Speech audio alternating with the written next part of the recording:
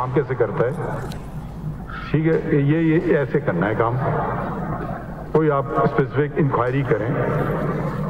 ये तो ऑफिस से निकले ही नहीं कि कहाँ बैठे थे ये लोग, जबकि एक सुप्रीम कोर्ट का जज बॉम्ब मेकिंग फैक्ट्री तक गया।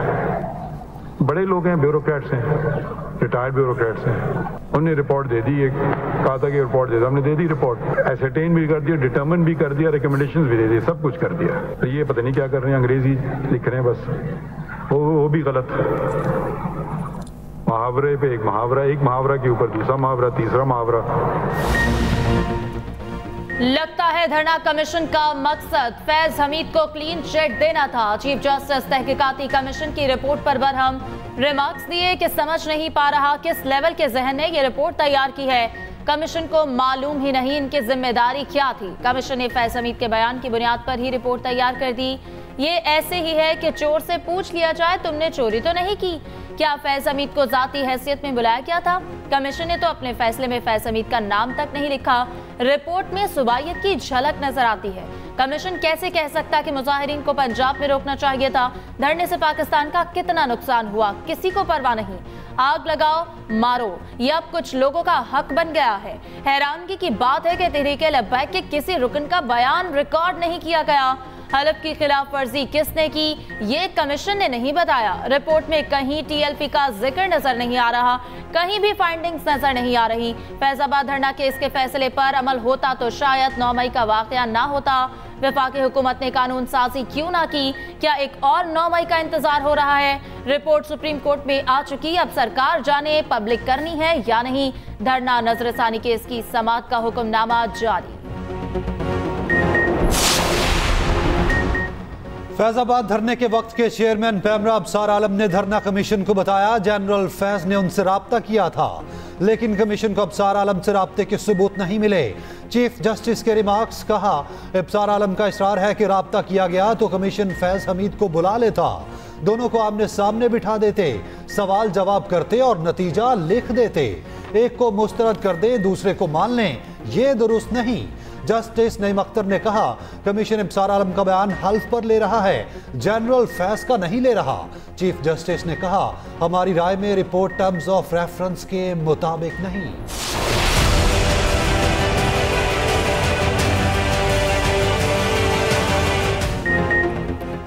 मखसूस नशिस्तें दूसरी जमातों को देने का फैसला मुअत्तल। सुप्रीम कोर्ट ने सुन्नी इत्तेहाद काउंसिल की दरख्वास्त समाअत के लिए मंजूर कर ली। पेशावर हाई कोर्ट का फैसला मुअत्तल। जस्टिस मंसूर अली शाह ने कहा, इलेक्शन कमीशन और हाई कोर्ट के फैसलों को मुअत्तल कर रखे हैं। फैसलों की मुअत्तली सिर्फ इजाफी सीटें देने की हद तक होगी। आज़ाद उम्मीदवारों की नशिस्तें दीगर सियासी जमातों में नहीं बांटी जा सकती। हमें अवामी मैंडेट की हिफाजत करना है। जस्टिस अतर मिनल्ला ने रिमार्क्स दिए, कहाँ लिखा इंतखाबी निशान न मिलने पर सियासी जमात इलेक्शन नहीं लड़ सकती। एक बड़ी सियासी जमात को इंतखाबी निशान से महरूम किया गया। सुप्रीम कोर्ट ने लार्जर बेंच की तश्कील के लिए मामला कमेटी को भिजवा दिया। केस की समाअत 3 जून से रोजाना होगी।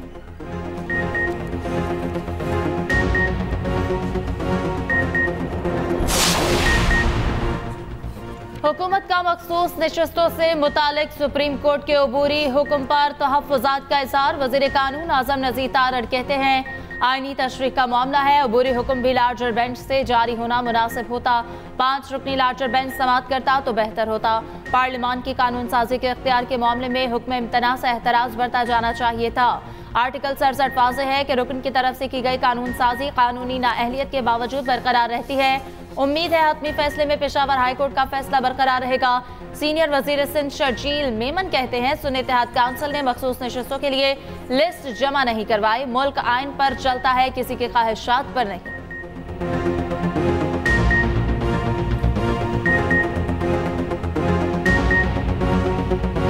इलेक्शन में आप कोई पॉलिटिकल पार्टी कॉन्टेस्ट करती है तो बिफोर इलेक्शन वो रिजर्व सीट की एक लिस्ट जमा कराती है, वो इलेक्शन कमीशन ऑफ पाकिस्तान में जमा होती है। अगर सुन्नी इत्तेहाद काउंसिल की वो लिस्ट जमा थी और उसके बाद उनको सीटें नहीं मिली, फिर तो वो बात ठीक होगी। लेकिन अगर सुन्नी इत्तेहाद काउंसिल ने इलेक्शन से पहले वो लिस्ट जमा नहीं कराई थी तो सुन्नी इत्तेहाद काउंसिल की एक नशिस्त भी नहीं बनी। सुप्रीम कोर्ट ने अल्हम्दुलिल्लाह ये भी डायरेक्शन दी है कि ये 78 मेंबरान साहिबान जो सीटों पे पार्लियामान आए हैं या असम्बलियों में जा चुके हैं वो आइंदा किसी भी कानून साजी में वोट का इस्तेमाल नहीं करेंगे।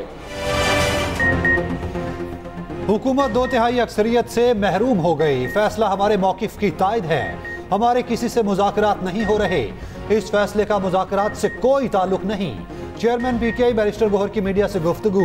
कहा, मुअत्तल अरकान किसी कानून साजी में हिस्सा नहीं ले सकते। हुकूमत के पास आईनी तरमीम के लिए अक्सरियत नहीं रही। सलमान अकरम राजा बोले, आइन को बिगाड़ने वालों को आज शिकस्त हुई। अदलिया आईन पाकिस्तान और जमहूरियत के साथ खड़ी है।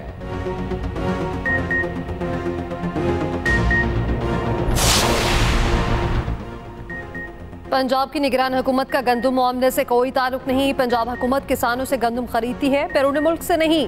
विफाकी वज़ीर दाखिला मोहसिन नकवी कहते हैं, सूबा अपना कोटा बताता है और इम्पोर्ट का फैसला विफाकी हुकूमत करती है। कुछ लोगों की ख्वाहिश है मेरे खिलाफ इंक्वायरी हो, लेकिन उनको मायूसी होगी। बोले, अप्रैल के महीने में लेस्को में कोई ओवर बिलिंग नहीं होगी। 31 करोड़ यूनिट का रिलीफ सार्फिन को दिया गया। वज़ीर दाखिला का लाहौर में FIA रीजनल हेडक्वार्टर्स का दौरा।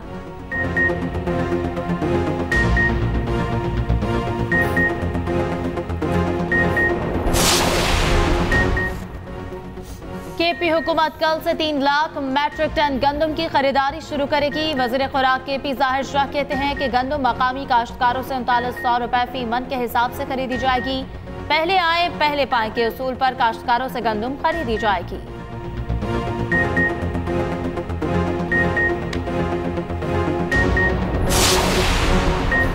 नवाज शरीफ की क़यादत में नून लीग के बड़ों की बड़ी बैठक। मॉडल टाउन लाहौर में मुशावरती इजलास हुआ। वज़ीर आला मरियम नवाज, राना सनाउल्लाह, आज़म नज़ीर तारड़, एहसन इकबाल और दीगर की इजलास में शिरकत। मरियम नवाज ने गंदम खरीदारी बहरान पर पंजाब हुकूमत की तरजीहात और पॉलिसी से आगाह किया। वज़ीर कानून आज़म नज़ीर तारड़ की मखसूस नशिस्तों से मुतालिक सुप्रीम कोर्ट के फैसले के बाद की सूरत हाल पर ब्रीफिंग। इजलास में पार्टी की तंजीम नौ के मामलात पर गौर किया गया।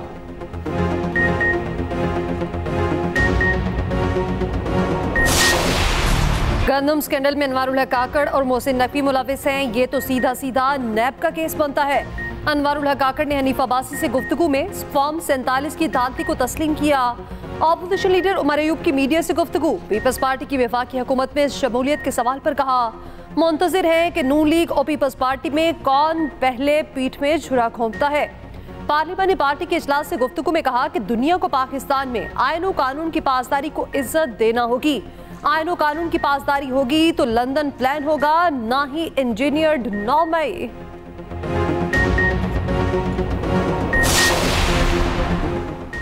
चेयरमैन PAC पर तहरीक इंसाफ के बदलते बयानात। शेख वकास अकरम को चेयरमैन पब्लिक अकाउंट्स कमेटी बनाने का फैसला। तहरीक इंसाफ की सियासी कमेटी ने नाम की मंजूरी दी। उधर शेर अफजल मरवत का मामला बानी PTI के सामने रखने का ऐलान। कहते हैं बानी PTI ने अपना फैसला तब्दील किया, ना सियासी कमेटी को रेफर किया। कल मुलाकात करके इनके नाम पर होने वाले फ्रॉड से आगाह करूंगा।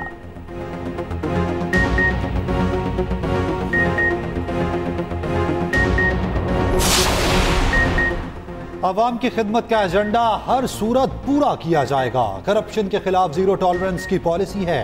वज़ीर आला पंजाब मरियम नवाज की पंजाब भर में तैनात होने वाले असिस्टेंट कमिश्नर से गुफ्तगू। कहा, अवाम की खिदमत अफसरों की जिम्मेदारी नहीं, फर्ज अव्वलीन है। अफसर अवाम के लिए दरवाजे खुले रखें। मरियम नवाज का सऊदी तिजारती वफ्द की आमद का खैर मकदम।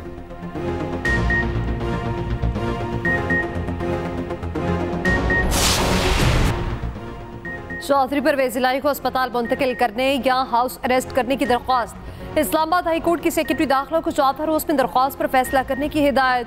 जेल हुकाम को परवेज इलाही का हर हफ्ते जाती मुआलिज से तिब्बी मुआयना कराने का हुक्म।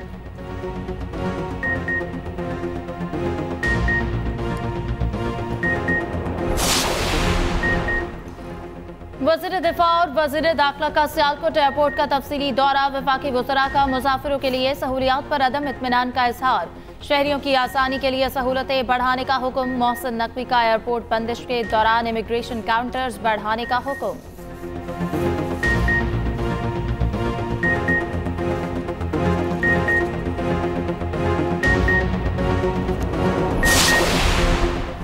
सदर आसिफ अली जरदारी 2 रोजा दौरे पर कोयटा पहुंच गए। वजीर आला बलोचिस्तान से मुलाकात, सियासी सूरत हाल सूबे के मामलात पर गुफ्तगू की। सदर मुमलिकत आला सतही इजलास की सदारत करेंगे। सियासी और कबायली नुमाइंदीन से मुलाकातें भी शेड्यूल।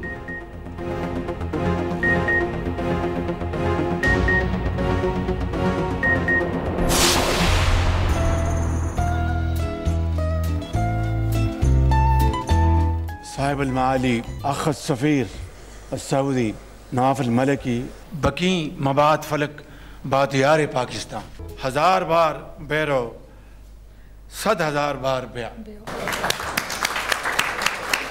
अखिल करीम लैसा दयूफ हुआ अखियानी पाकिस्तानी 100%। वज़ीर-ए-आज़म शहबाज शरीफ की मुख्तलिफ ज़ुबानों में रहनुमाओं से गुफ्तगू का ट्रेंड चल पड़ा। फ्रांसीसी वज़ीर-ए-आज़म भी शहबाज शरीफ के नक्शे कदम पर चीनी सफ़र पेरिस पहुंचे तो चीनी ज़ुबान में नी हाओ कहकर खैर मकदम किया। शहबाज शरीफ मुख्तलिफ ममालिक के सरबराहान के साथ उन्हीं की ज़ुबान में गुफ्तगू कर चुके हैं।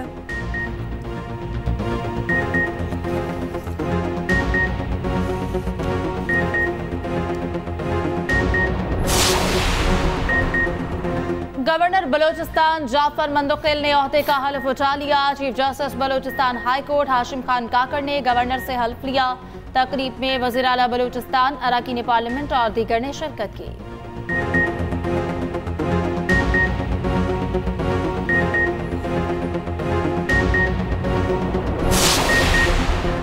वज़ीर आला सिंध से न्यूयॉर्क पुलिस के अफसरान की मुलाकात। मुराद अली शाह ने बताया अब सिंध पुलिस भी टेक्नोलॉजी के इस्तेमाल की जानिब गामजन है।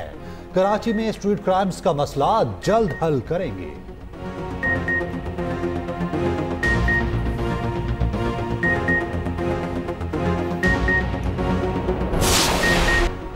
वफाकी दारुल हुकूमत में नान रोटी की कीमतों में कमी का नोटिफिकेशन वापस। इस्लामाबाद में नान और रोटी की पुरानी कीमतें बहाल।